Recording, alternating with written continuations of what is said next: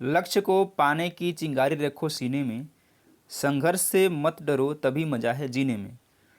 तो दोस्तों नमस्कार, स्वागत है आपका यूनिवर्स क्लासेस में। कैसे आप सभी? आई होप आप शानदार होंगे और आपकी तैयारी शानदार तरीके से चली होगी।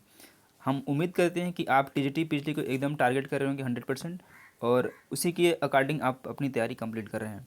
यदि आप कंप्लीट तैयारी करना चाहते हो तो आपको कमेंट बॉक्स में प्लेलिस्ट का लिंक मिल जाएगा, वहाँ से आप कंप्लीट जो है भूगोल का प्रैक्टिस सेट कर सकते हैं। लगभग 50 सेट हो चुके हैं, उसको आप करेंगे तो आप अच्छा फील करेंगे। आइए, यह सेशन लेट हो रहा है आज क्योंकि लाइट नहीं थी, इस वजह से मोबाइल चार्ज नहीं था, इसी वजह से आज सेशन ये 12 बजे हो रहा है। चलिए शुरुआत करते हैं आज के इस महत्वपूर्ण सेशन में। देखते हैं निम्नलिखित में से किस स्थान पर क्योटो प्रोटोकॉल में संशोधन स्वीकार किया गया था। क्वेश्चन ध्यान से देखिएगा। पूछा गया है किस स्थान पर क्योटो प्रोटोकॉल में संशोधन किया गया था, न कि स्वीकार किया गया था। अबू धाबी, रियाद, दोहा या फिर मस्कट में। तो क्योटो प्रोटोकॉल की कुछ हिस्ट्री देखिए। इसकी जो यह जापान के क्योटो शहर में 11 दिसंबर 1997 को हुए यूएनएफसी के तीसरे सम्मेलन में क्योटो प्रोटोकॉल को स्वीकार किया गया। इसके तहत संधि में शामिल 37 विकसित देशों में सामूहिक रूप से ग्रीन हाउस गैसों के उत्सर्जन को 1990 के स्तर पर लाने के लिए वर्ष 2008 से 2012 तक 5.2% कटौती करने का प्रावधान किया। ठीक है, लेकिन दोहा में क्योटो प्रोटोकॉल में संशोधन को स्वीकार किया गया। इसका क्योटो प्रोटोकॉल तो स्वीकार किया गया कि वहाँ पे क्योटो में, लेकिन इसका जो प्रोटोकॉल में संशोधन किया गया वह किया गया दोहा में। ऑप्शन नंबर सी करेक्ट है। चलिए अगला क्वेश्चन लेते हैं। निम्नलिखित नगरों में कौन सा भारत का पिट्सबर्ग कहलाता है। राउरकेला, जमशेदपुर, दुर्गापुर, भिलाई। तो यह क्या कहता है, जमशेदपुर को ऑप्शन नंबर बी करेक्ट हो जाएगा। किस नदी का मुहाना सर्वाधिक समय तक बर्फाच्छादित रहता है। सेंट लॉरेंस, पोटोमैक, कोलोराडो या फिर मैकेंजी। तो क्या है, यह है मैकेंजी। डी ऑप्शन करेक्ट हो जाएगा। अगला क्वेश्चन लेते हैं। सूची 1 को सूची 2 से मिलाना है और देखना है इसमें से कौन सा इसका जो ऑप्शन है करेक्ट होगा। एक तरफ दिया है जननांकी शब्द और एक तरफ दिया है उसकी व्याख्या। आइए देख लेते हैं। प्राकृतिक कोहोर्ट क्या है, तो कोहोर्ट है विशिष्ट सर्वमान्य विशेषता द्वारा एकीकृत जनसंख्या समूह। क्या है, विशिष्ट सर्वमान्य विशेषता द्वारा एकीकृत जनसंख्या समूह, यानी कि ए का 2। प्राकृतिक वृद्धि क्या है, तो यह है मृत्यु दर घटा जन्म दर। अब बी का ए हो जाएगा। कुल प्रजनन दर क्या है, स्त्री द्वारा अपने गर्भधारण करने की आयु के दौरान जन्मे बच्चों की औसत संख्या, यानी सी का 3। और डी का क्या है, आश्रित दर क्या है, उत्पादक समूह आयु समूह में आश्रितों की संख्या का माप, यानी कि डी का 4। ए का 2, बी का 1, सी का 3, डी का 4। ऑप्शन नंबर बी दिया गया, बी करेक्ट हो जाएगा। कोपन महतो के अनुसार प्रयागराज की जलवायु का प्रकार क्या है। CWG, CWA, CFC या फिर CSB। तो कोपन महतो के अनुसार क्या है, शुष्क शीत ऋतु की मानसूनी जलवायु CWG जलवायु कहलाती है। और इन्हीं के अनुसार उत्तर प्रदेश की जो विशाल मैदान है वो क्या है, CWG है। ऑप्शन नंबर ए करेक्ट हो जाएगा। निम्नलिखित में से कौन सा अनवीकरणीय संसाधन समझा जाता है। जल संसाधन, पशु संसाधन, कोयला या फिर वन संसाधन।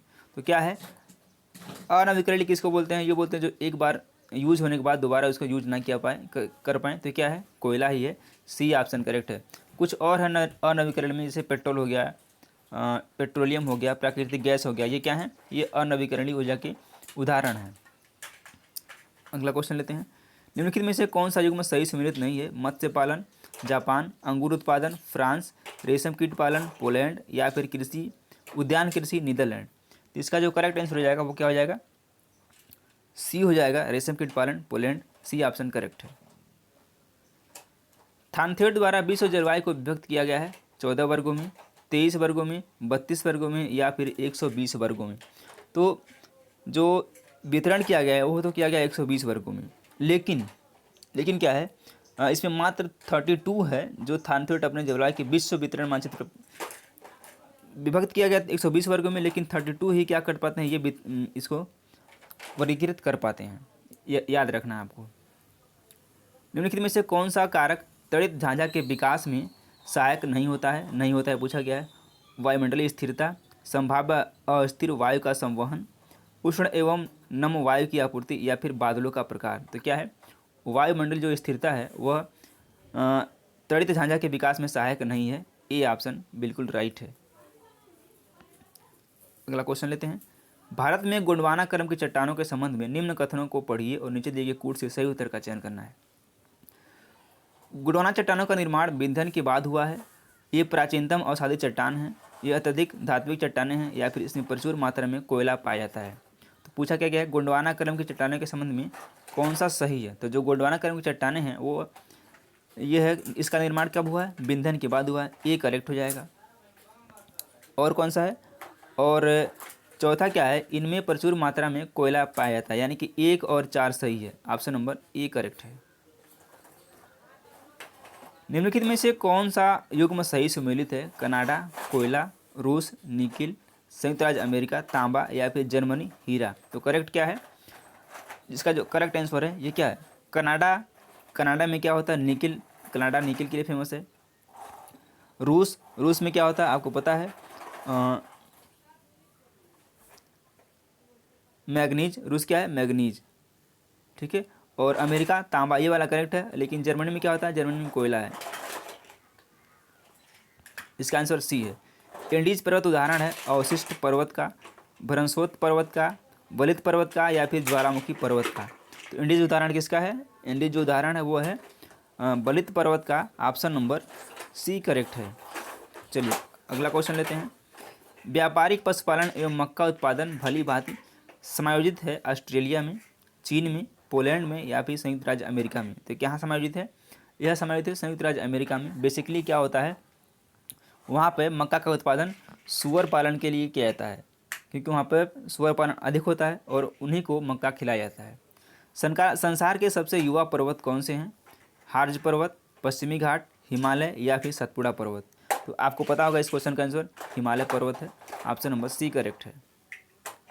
निम्नलिखित में से किसकी गणना भारत के सर्वाधिक प्राचीन पर्वतों में की जाती है, हिमालय, सतपुड़ा, अरावली या फिर विंध्याचल।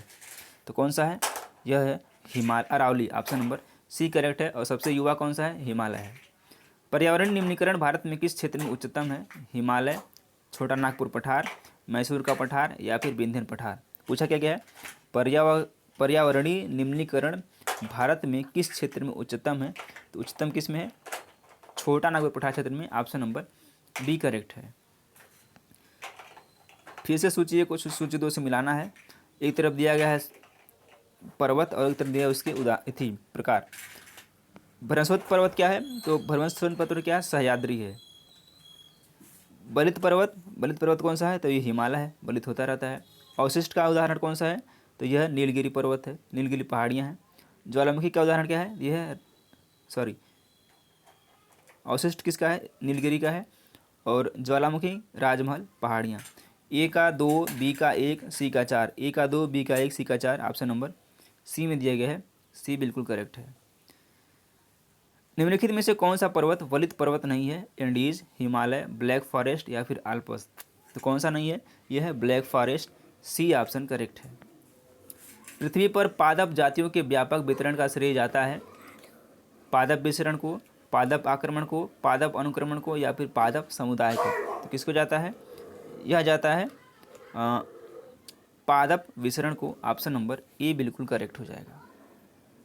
चलिए अगला क्वेश्चन लेते हैं। जल कण किस तापमान पर संघनित होते हैं, वो है तुलनात्मक आर्द्रता, संघनन बिंदु, ओस बिंदु या फिर वाष्पीकरण बिंदु। किस पे होते हैं, ये होते हैं ओसांक बिंदु पर। ऑप्शन नंबर सी करेक्ट है। सूर्य का सबसे नज़दीकी ग्रह कौन सा है, तो ये बुध है, आपको पता होगा। शुक्र को क्या बोलते हैं, शुक्र को बोलते हैं सांझ या भोर का तारा। बृहस्पति क्या है, सबसे बड़ा ग्रह है। और मंगल को क्या बोलते हैं, मंगल को लाल ग्रह बोलते हैं। ऑप्शन नंबर इसका option number C B correct है। निम्नलिखित में से कौन सा सागर सबसे कम गहरा है, उत्तरी सागर, काला सागर, बाल्टिक सागर या फिर पीत सागर। तो सबसे कम गहरा कौन सा है, यह है पीत सागर। डी ऑप्शन करेक्ट है। बन रहे बादल में विद्युत निर्माण में कौन सी प्रक्रिया महत्वपूर्ण है, सौर पराभौतिक किरणों का अवशोषण, लघु चूक दर, तीव्र ऊर्ध्व वायुधारा या फिर भारी वर्षा। तो किस में कौन सा है, इसका है आंसर ऑप्शन नंबर सी, तीव्र ऊर्ध्व वायुधारा। सी ऑप्शन बिल्कुल सही है। लंबे सकरे उथले तथा अवसादों के जमाव में से निरंतर धंसते हुए सागरों को क्या कहते हैं? भूसन्नति, महासागरीय गर्त, सागरीय बेसिन या फिर सागरीय कंदरा, इसको बोलते हैं भूसन्नति। ऑप्शन नंबर ए करेक्ट है। सागरीय जल में लवणों का सही घटता क्रम क्या है? Calcium carbonate, sodium chloride, calcium sulphate, magnesium chloride. इसका जो सही क्रम है वो है सोडियम क्लोराइड, मैग्नीशियम सल्फेट और calcium sulphate. C option correct है। चलिए, आई होप आपको ये सेशन पसंद आएगा। सेशन पसंद आए तो वीडियो को लाइक करें और चैनल को सब्सक्राइब जरूर करें। धन्यवाद।